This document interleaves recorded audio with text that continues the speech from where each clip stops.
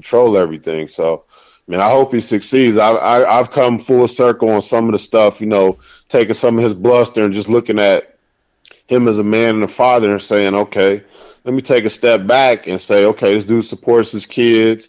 He's hyping them up, and they're always going to him with a microphone. So he's getting his brand out there. So what is there not to like about him if you just take away the bluster and just look at the substance of what he's doing? So, I've come full circle on my thoughts on LeVar Ball and, his insane craziness to make this money and change the dynamics of athletics and basketball. Right, that is true. I saw Big L said, ask Vince, did he watch Ice Cube's 3-on-3? He said he did. I watched it too. I watched damn near every one of them games every week they came on because it was good stuff, man. It was actually really exciting. So yeah, I think it's good. I think next year it'll be even better because I think they're gonna go with live where you won't have it like a day later where you see it and stuff. So right. I mean, I thought that was a novel idea. You still got these NBA guys that can play. They just can't go up and down full court. So I hope LeVar has some other people behind him. I hope some of these other entertainers and with money, black business owners get behind him so he doesn't get blackballed out of these arenas and stuff like that. Because that's what they'll try to do is try to sabotage it from that way, and then they can go and say, "Oh, he failed," but you won't know the behind the scenes stuff where they kind of blocked him out of it. Right. Yeah, that makes sense. And then again, maybe he don't need people. Maybe sponsors or something can pay for it. I don't know. But my man, it's a very good concept, and it's awesome. You know what? I met you, man, down here in the A, and tripped me out because when you first came on the scene, I say, man, it's another one of them Big Apple bastard IDs, and everybody thought so too because he was coming with them crazy ass IDs like, well, angry black man. Yeah, right. Ain't nothing but damn Jungle Brother, aka Big Apple bastard, aka Warren White. You know what I'm saying? So we was like, okay, that's all. That's what. And then you know what I'm saying. Then you got on the phone, and I said, no, that ain't him. You know what I'm saying? But I met you, and you ain't so angry, man. Like, nah, that was a nickname some of my buddies gave me that live down here that grew up in Chicago. Because I'm always, coming with a conspiracy theorist, anti, colonizer, say like ABM, and I used to balk at it years ago. In the last year or two, I started accepting it. So when I, got caught on the Doug show and realized he had an internet show again after the Two Live Stews got railroaded off the radio, I said, I'm gonna use my ABM moniker because I like that now. So that's where that came from. But I thought it would be funny when y'all saw me and said, how's the most light-skinned dude so angry? B Hill gets on me every day in the chat room like angry light-skinned man. A big ass 6'5" angry dude too. Hey man, I appreciate you calling through, man. You know what I'm saying, with your insight, brother. Oh, no problem, man. Have a good Christmas, man. I'm gonna hang up and listen to you. All right, brother. Thank you. All right, brother. Yep. Hey man, big up. Shout out to my man Rob Davis up in this piece. Hey man, my man Rob, man, like I said, man, me and him went together, went way back, man, from the 757, man. That dude used to live down the street from me, man. I was like 4 years old. Rob Davis lived down the street. And I was like, hey, man, I'm about to go play with Robbie. We called him Robbie back then. And, man, me and Rob used to hang. And then I moved away. We caught back up in middle school again. We ended up at the same middle school later on. That's Booker T. Washington. And then he moved over to the city of Hampton. And we ended up working together. A place called Phillips Seafood. Me and Rob worked over there too, man. And shout out to my man Rob, man. Big ups to you, man. Big ups to you. Found, I guess, on Facebook later on as grown folks. And, man, like ever since then, man, this dude has been an avid listener, always supporting, always on my social media. We went to Charlotte, saw him, kicked it with him a little bit. Befriended my other boy, Arlen, who was from Mississippi, who worked with me at HP and moved to Charlotte. But Arlen hooked up with Rob, man. Like I said, Rob's a good dude, man. Great spirit. And always, you know what I'm saying, supporting and doing this thing, man. So be sure to follow my man Rob on Facebook with his business. That's in the moment photography. I think that's it, right?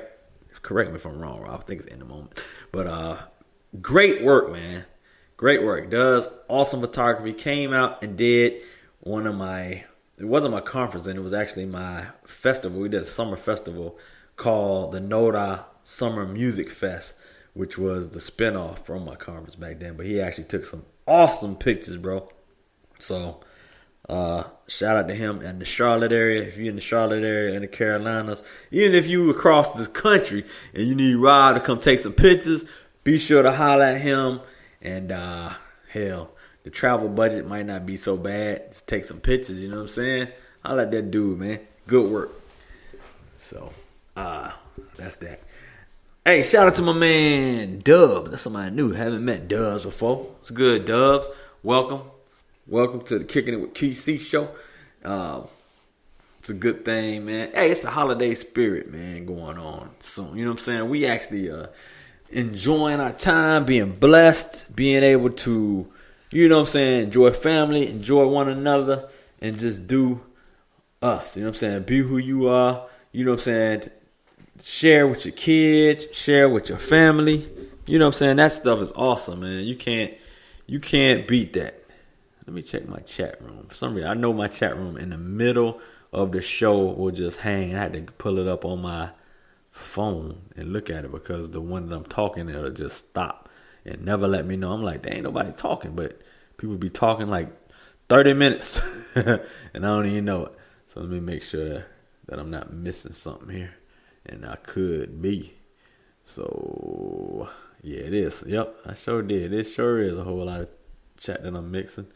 All right, in the moment photography. Yep, so that is true. Rob, you talking about me and you was in the kitchen when the joint was on fire. Hey, man, I locked Mr. Phillips in the freezer before, man. Mr. Phillips was off the chain, man. He was the vice mayor of Hampton, Virginia. And he was an old man, like by then, at that time, he was in his 70s, but he would cuss, man. He was crazy as hell, man. That dude used to talk crazy, man. And he was a vice mayor in the middle of the restaurant. It was a seafood restaurant. So we up in that piece up there. We were busboys and dishwashers, man. And that dude would call all the way across the room. Like we would roll up in there. Man, I missed a whole lot of damn chat.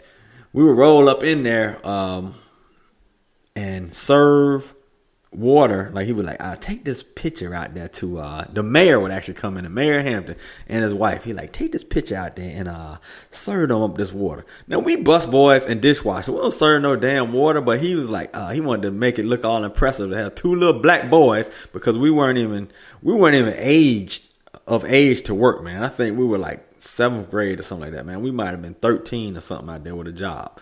So I had my job then. We go out there with a damn platter with a pitcher of water on it. So my brother, he was actually the one doing it. He actually went out there with this pitcher. The pitcher fell off the platter into the lady's lap. Mr. Phillips all the way across the restaurant, like, get your monkey ass, little ass back here. You know what I'm saying? All the way across the restaurant. I'm talking about a restaurant full of people. He yelled at across the restaurant. It was so embarrassing, man. The lady tried to turn red, like, oh my gosh. You know, we spilled the water on it, but she was more embarrassed at the way he talked to us, man. we go in the back, he was like, get your ass, that's why y'all ass ain't out here. You know what I'm saying? But it was crazy, man. It was real crazy. That man would cuss you out in the middle of the restaurant and didn't care. And he was the vice mayor of the city. Yes. It didn't make no sense, man. But yeah, cuss like a sailor. That's right. That dude right there was out of control. And 70 years old, he had a grown son who was about 30-something. And then he had a 5-year-old. He had a 5-year-old at 70. And so the 30-year-old had a little brother who was 5 years old, who was junior. It was like John Phillips Jr. But yeah, that's crazy, man. I'm telling you. Hey, Mocha, I'm sorry I didn't introduce the whole chat room. I don't do all of introducing to the whole chat room. I don't do all that. You know what I'm saying? When I'll be talking. But I do shout out to Mocha from the 305, another X-Squad affiliate. She always is helping and assisting and helping us to push these shows out, man. You know what I'm saying? It's always great. Hey, shout out to Hamburger Pimp up in this piece, man. I ain't seen you in forever, Hamburger Pimp. I always thought Hamburger Pimp was spicy, man. Anyway, what up, Hamburger Pimp? Up in this piece. You make me laugh every time I see your name, man, because I be thinking about the old boy from the Popeye joint, man. Oh, man, that is funny. Woo, man. Yeah, man. Let me see. Yeah, man. I haven't seen Spicy. The Spicy went somewhere, man. Crazy. Just straight missing, man. Straight missing. But it's cool. It is cool. Outside of John Phillips, man, life was funny, man. Life was real funny. We had a whole lot of stories, but I ain't going back into my story because my stories we ain't got enough time to go into my stories, man. My stories is out of control. And y'all ain't got enough to pay me to tell you my stories. And my stories may come back. You know what I'm saying? Like these ladies' sexual harassment stories. I mean, things that happen. My stories might come back and mess up my political career. So I can't tell y'all that. Those things are bones in the closet. But you got people that be knowing stuff. I don't know what Rob got on me, but he knows stories that I don't even know. He told me I tried to kill him. I don't remember that, Rob. I don't remember that at all. I don't even know what you're talking about. Mr. Rob Davis, what are you talking about over there? Hey, shout out to Sports and Heels up in this piece. Yes, she made it to a Kysii show. You right, you did. I knew you because you knew you was going to be in trouble tomorrow. Had you not. So it's good to stick your head in here and say what's up. She laid us all get out, you know what I'm saying? So it's cool. Nice little picture there right there. Is that you? All that red lipstick on. Anyway, yeah. Shout out to you for, they say you only follow one show, and that's Ninja Show. Of course you don't know we on because you ain't following nobody else's show. Click the follow button. You click my name and you click follow. And that's how you get alerts that I'm on. But this ain't my show. This is the Two Live Stew radio show. So you need to follow that too, because there's a lot of shows that come under this profile here. You know what I mean? But it is what it is. Hey, Dubs, what's good, Dubs? I don't even know who you are, brother, but I appreciate you. I'm about to follow you as well. I think you're a new Spreaker person. But big ups to you, Dubs. So welcome. Come back through anytime. Rob, I don't remember no kitchen fire, man. What did we do? Did we run? You click a name, Tiffany, to follow a person. Like click Rob Davis and then click follow. And click Dubs and click follow. That's how you follow. You follow people that way. I can't believe you don't know how to follow. You've been a Spreaker almost 3 years. Brilliant IT person too, I must tell you. She got a sassy mouth. She's really sassy. She know how to handle her own. And she always talking a whole lot of shit. But that's SNH Tiffany representing that Midwest. I ain't gonna tell you what state she's from because y'all might be some stalkers up in this piece, so ain't no need to do that. I'm laughing at you, big ass, talking about you doing a show called Damn Your Tables Ninja. That's right, man. I'm telling you, man. We was scarred in a restaurant, man. Dude used to talk crazy to us, man. I'm telling you, we were underage working, man. You know what? We did a full day's work. We would get there at 4 o'clock after school or whatever, or on Saturdays at 4 o'clock and leave at 10, 11 o'clock. And that dude would pay us $20 for Friday and $20 for Saturday. So we made $40 for the whole weekend. I'm talking about busting tables. I'm talking about washing dishes. But you know what? He was like, man, y'all eating me out of house and home, because he had that huge seafood buffet with everything on it. I'm talking about crab leg, the big crab legs, the size of your arm, them joints. He had macaroni and cheese on it, fried okra, had fried chicken, had baked chicken, had fried fish, had baked fish, had all kind of vegetables, all kind of salad, all kind of peeled shrimp, fried shrimp, oysters, fried oysters, clams, mussels, all that stuff was on this buffet. And at any time, we could just go get a plate and get something to eat. So he was like, hey, y'all eating half the hog over there. You know, we was greedy as hell. So part of our payment was eating well. So we worked to eat, and for $20 a night. Absolutely crazy, right? Yeah, I know. And one day, one of my brothers, I got two brothers, they're twins. So one of them was actually, he had worked before we got there, 1 year before. So he got there and he worked that whole year. And then when I became eligible to work the next year,